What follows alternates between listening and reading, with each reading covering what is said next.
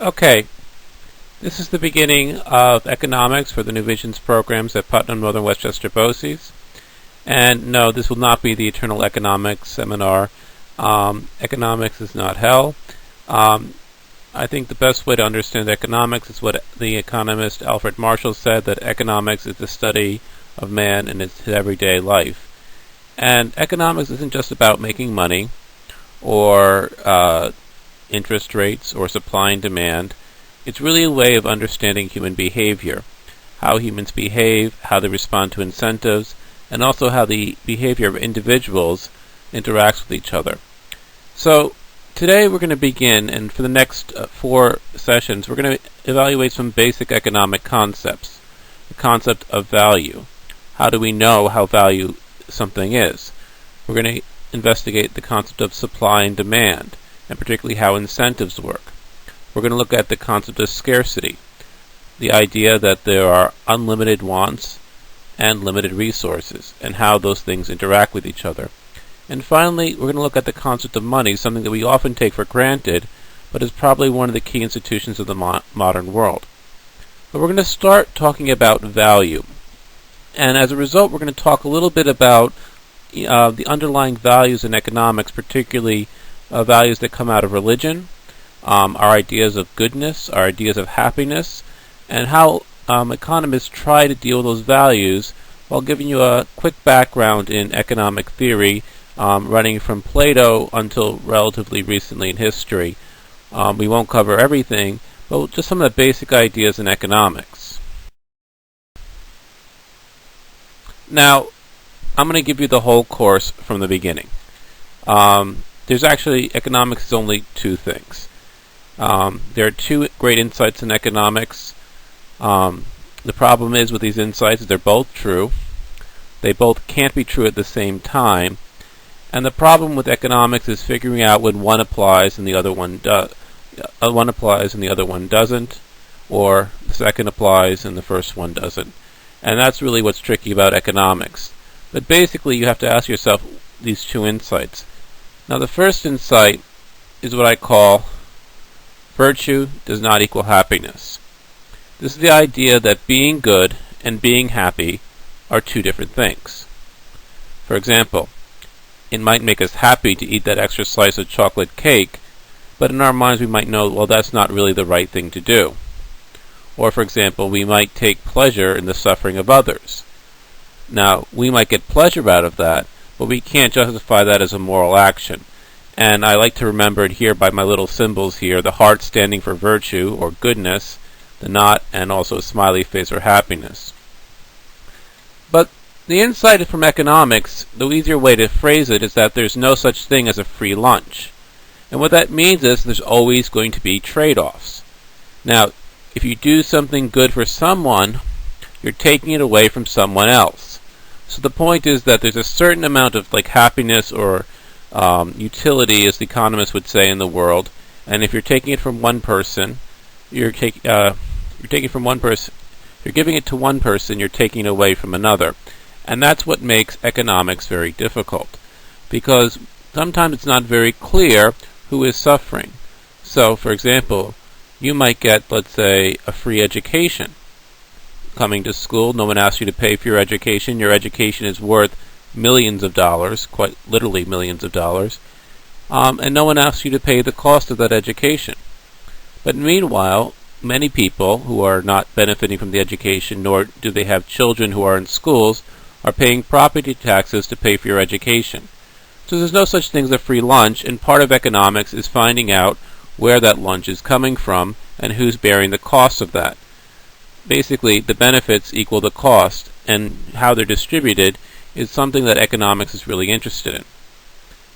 Now, the other way to look at this problem is that the basic fundamental economic problem, as stated by the economist Milton Friedman, is that we have to deal with that we have unlimited desires, but only limited resources. We would all like to have diamond rings, but there's only so many diamonds in the world. Now, that's not quite actually true. Diamonds are valuable, but they're not actually as scarce as we think they are. Basically, diamond companies have diamonds, and they keep them locked in vaults and don't let people buy them.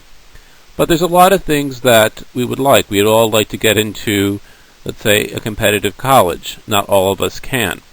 We would all like to get an A on a test. Not all of us can.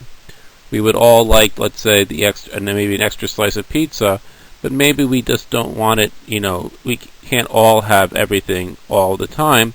And so we have to figure a way to ration our resources because there's limited. And what we want is always more. And so we have to kind of figure out how to solve that problem. So as I said, it's a necessity of making choices. We make choices. For example, we can do one thing or we can do another. We could study or we could listen to our iPod. We could work or we could watch the Giants game. We have to make these choices, and there's trade-offs to almost every choice, even in the sense that even if you're not doing anything else, you might have the choice of just, let's say, being indolent and lazy and lying around. Now, this first idea in economics is what you might call the microeconomic principle, or the conservative principle. Conservatives love to state virtue is not happiness because it's a way of saying, well, all those bleeding heart liberals, well, they're really unrealistic. They want to save the world, they want to do good things, but they just don't understand that if they try to help someone, they're hurting someone else. And so conservatives throughout history have always kind of pounded the desk about this principle that virtue doesn't equal happiness, and basically it supports conservative ideas. Well, maybe you want to provide everyone universal health care. Guess what? You can't afford it. You can't afford it because resources are limited. Everyone might want universal health care. Everyone might want to have a doctor, let's say when you're sick in bed, come to your house. But we just can't afford to pay for that, and so we have to make choices and trade-offs. It's called the microeconomic principle because it goes to this idea that people like us, individuals at the micro level, have to make choices. So that's the first great insight. Problem is, there's also a second great insight. And that is, the whole does not equal the sum of the parts. And as I like to do kind of here with the greater than, less than signs and the or, the whole is either greater or less than. It's almost never equal. I would say it's never equal for as far as my purposes. But basically that you can't just, let's say, look at all the individuals together. We can't add up a bunch of people's happiness and get to total happiness. Things interact. For example, you might get pleasure over, let's say, something good that happens to your friend. So for example, you might, let's say, be happy that your friend is getting married. Well, if you're happy about that, well, it's not just their happiness increases your happiness. And at the same time, when someone else is suffering who's close to you, you might feel bad because they're suffering. I.e., it's not just their happiness, but their unhappiness also causes your unhappiness. And part of this is because humans, we have something called mirror neurons, which is that we have part of our brains, and when we see people suffering and we see an emotion, it actually causes the same emotion in us. But it's also because there are a lot of things that are what you might call smart for one, dumb for all, or dumb for one and smart for all. For example, it's smart for one person to cheat on the test and improve their grades, but if everyone cheated, no one would really get any advantage. Everyone would do better, but it wouldn't really help me. And you know what? We'd all probably be worse off because none of us would really be smarter, except that we learned how to cheat. Another one is standing up, let's say, at a performance, at a sporting game, or at an arena for a music concert. If I stand up, I might get a better view of the stage, but if everyone stands up, no one gets a better view. So that's the idea that it's smart for one, dumb for all. But there's also cases of things that are dumb for one person to do it, but smart if everyone does it. So for example, someone might, let's say, it might be dumb for a healthy person, like someone in their 20s, to buy health care. Because what they're going to pay for insurance is always going to be more than, let's say, the cost that they're going to spend in health care. 20-year-olds tend to be relatively healthy. They actually don't need health care most of the time. And so it's kind of dumb for them to require them to pay health care, but guess what? it's smart for all the rest of us that they pay. They pay into paying for health care, and the rest of us, when we're sick or old or young, let's say, benefit from that. Now, the idea here is the idea of externalities. What externalities means is that something that I do spills over and has an effect on other things.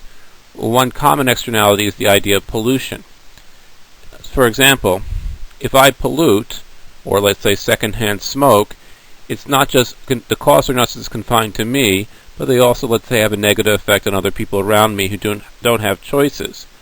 And there's also what they might call public goods, things that we all benefit from whether we contribute to them or not, such as national defense, law enforcement, courts. These things are public goods. We would like to have them. They make the world better. We don't enjoy them just as individuals. We enjoy them collectively. Now, one example of an externality is the difference between low jack and the club. Now, the club is something you put on your steering wheel in your car, and that prevents thieves from, let's say, turning the wheel of your car, and therefore deters them from stealing your car. Low jack is kind of, let's say, a sensor that's not visible, that's on the bottom of your car, and it enables the police to recover your car because they can go to where the criminal took it and then recover the car and find them. Now, the club is a private good, because if I put a club on the steering wheel of my car, a criminal might come by and have the club and say, well, this is too difficult, I'm going to go steal someone else's car. Now, I get the benefit because my car gets protected, but guess what? The risk for everyone else on the street goes up. It's sort of like sweeping or raking your leaves onto someone else's lawn. If I rake my leaves onto your lawn, well, my lawn is clean, but guess what? You have more leaves on yours. So the club kind of does this because it moves the criminal from one car to another, but it doesn't really stop the criminal from stealing cars. Now, low jack kind of works in a different way. The more cars that have low jack, the more it becomes more likely that the criminal will be caught. And so it doesn't just protect one car, it protects all the cars, because the risk for stealing cars in general, and not just my car in particular, goes up, and therefore there's a higher risk and less people want to steal cars. Now, what this means, though, is that very often markets and governments break down. Things that we really want won't be provided. For example, we produce too much pollution, too much uninsurance, not enough of public education. So things that we all benefit together, and the first person to comment on this was the philosopher Aristotle, when something belongs to everyone, it really is taken care of by no one. And so markets break down because it's very, very difficult for them to value these things that we share, not as individuals added up together, but that we share and we kind of hold in joint, but also that governments break down because there's many times when the way the government looks at it, it doesn't take into account individual welfare. Now, this principle is called the macroeconomic principle, the idea that